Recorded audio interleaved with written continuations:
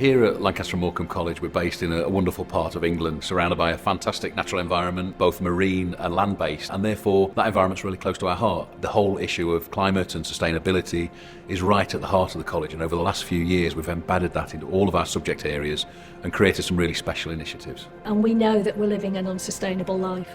I'm afraid it takes 3 planets to provide the resources to live like we do in the UK, and that just can't carry on. So we've got to persuade people to take those actions, as well as persuading governments to take action too. One of the catalysts for us to really drive forward and to be creative and imaginative in what we do as a college was an announcement late in 2018 as to a possibility of Eden Project here in Morecambe. So we are really keen to raise the aspiration for young people locally to see this area as somewhere that they want to live, work and to learn. The jobs are here in green energy, the jobs are here in low carbon. So we want young people to have the opportunity to be able to stay in the place where they come from, to be able to learn, to be able to be employed and to live here if that's what they want to do. So it opens up their eyes to things that are happening out there locally in their community that they might not be aware of. But it's given me a real sense of purpose, because I think the opportunity for a college to be actually able to make a real difference to climate change and to try and keep us to those net zero pledges is enormous. So we've created our own sustainability champions, and we've trained them and we've encouraged their enthusiasm and passion. Across our whole curriculum we have embedded this sustainability champion network. So each programme area has a member of staff who has been down to the Eden Project in Cornwall to see how they work and to see how they embed sustainability into their curriculum, and they've brought that information back here. The obvious ones are things like the catering, hospitality around sustainable food, the construction around retrofitting and green skills, but also in our hair and beauty salons they've changed all of the products that they use so that they're vegan, that they're using bamboo instead of paper, stuff that can be recycled. And it's just about that changing ethos across the whole campus. And then what we do is we go out to the schools and we do careers work with year 9, 10s and 11s to talk to them about how that impact, what the impact of green careers and the green sector will have on them when they're looking at leaving school. We've got plans this year that we're going to have student champions as well, and we'll do the same thing with them, because peers are the best people that you can get to get peers to change their lifestyles.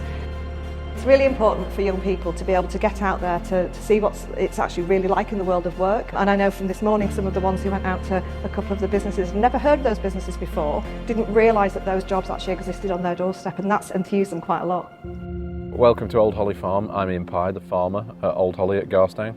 I'm Alison, I'm Ian's wife. I am the enterprise advisor in the area, and I work with a local school and have done for a number of years. So Educate Plate is an initiative basically. So we're showing future chefs, or basically everybody, because everybody eats, and so it's important that we know where that food comes from and how we can have the lowest carbon impact and maximum environmental benefit. So it's important that we educate now so that our future customers know where their food comes from and how it's produced. From a farm point of view, we don't employ a huge number of people. However, we do work with lots of different industries, so vets, contractors, soil samplers, future scientists from the Lancaster Uni. Farming's changing. The idea of a farmer with a cloth cap and a bit of straw in his mouth and just leaning on a gate all day is completely gone. It's more about science now.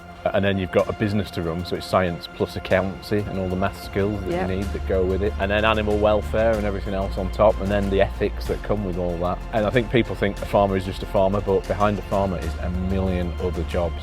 80% of the jobs that are going to be in agriculture haven't even been invented yet. You're having to give people the basic skills so they can answer questions in 20 years' time.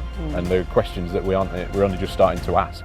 And we're really hoping to change hearts and minds, so every learner that comes to this college will find out all the facts and all the knowledge, and what we're hoping is that they go away not just with the work behaviours that are going to be needed to save our planet, but also the kind of lifestyle behaviours that are needed too.